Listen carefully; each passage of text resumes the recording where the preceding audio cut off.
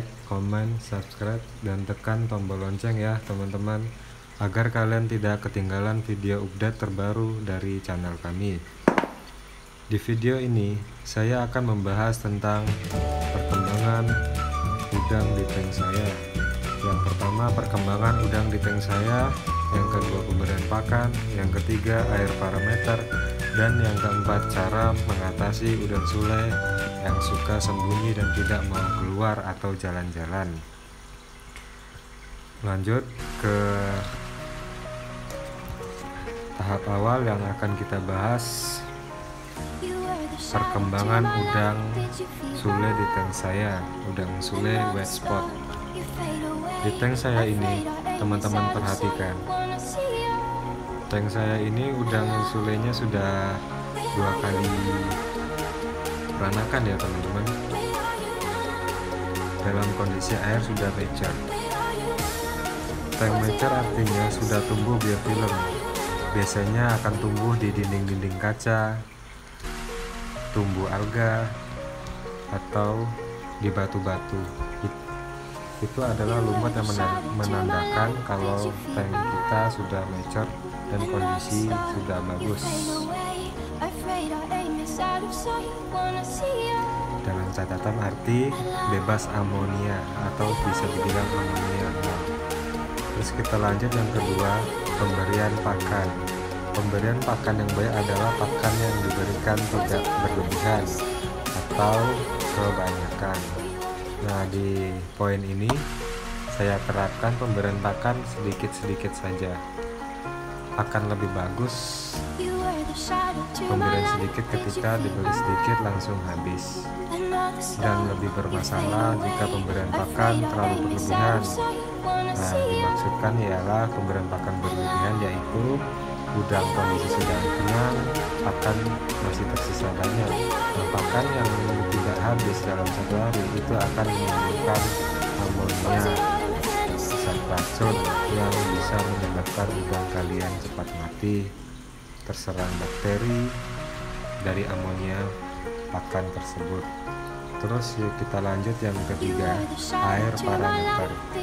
pH air di tank saya ini ya teman-teman, pH-nya di angka 8, pH-nya di angka 6 DKH, GH di angka 6 DGH dengan TDS 200 ppm. Untuk parameter air kita bisa gunakan Saltistream Sulawesi ya teman-teman, dengan menggunakan air RO. Nah, kenapa air RO? RO never osmosis ialah air yang TDS-nya di bawah 0 teman-teman, bebas dari zat-zat berbahaya yang lainnya. Nah, kenapa kita tidak boleh menggunakan air sumur? Air sumur banyak mengandung zat kapur, zat besi, terus pH-nya masih asam, kemudian TDS-nya sudah tinggi. Jadi kalau kita gunakan air tersebut sudah beracun. Nah, kemungkinan bisa jadi pH-nya kita aturan pakan sudah pas, kekurangan bisa menjadi kelebihan. Nah, di GH mungkin kalau menurut pengamatan saya, kalau bukan menggunakan air RO bisa jadi TDS-nya sangat tinggi.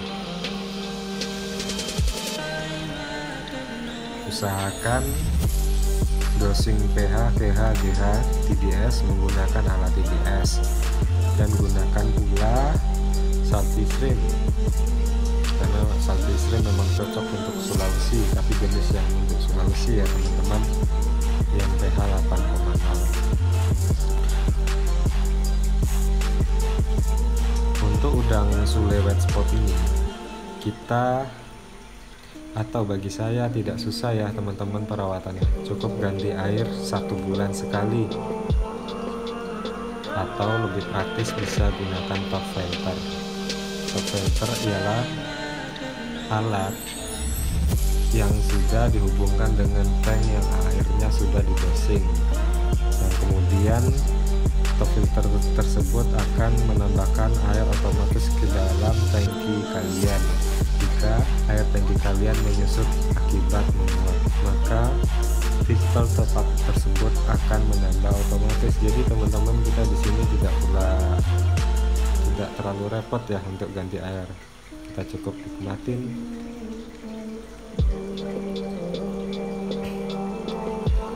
Nah, selanjutnya yang keempat, cara mengatasi udang sule suka bersembunyi ya teman-teman. Nah, di sini udang sule saya ambil dari petani asal Sulawesi langsung ya teman-teman. Jadi kondisi udang ini dari alam banget lah, bisa bilang begitu. Jadi awal masuk di tank saya, udang ini sangat pemalu, suka sembunyi. Jadi saya cari teori, nah ketemulah teori ini. Nah, di sini coba teman-teman perhatikan ya. Saya menaruh 2-4 ekor udang neocaridina. Kenapa neocaridina ya teman-teman?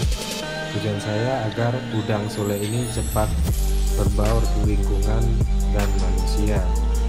Ya, seperti udang neocaridina inilah teman-teman. Udang ini kan tidak susah untuk adaptasi dan tidak terlalu takut melihat manusia.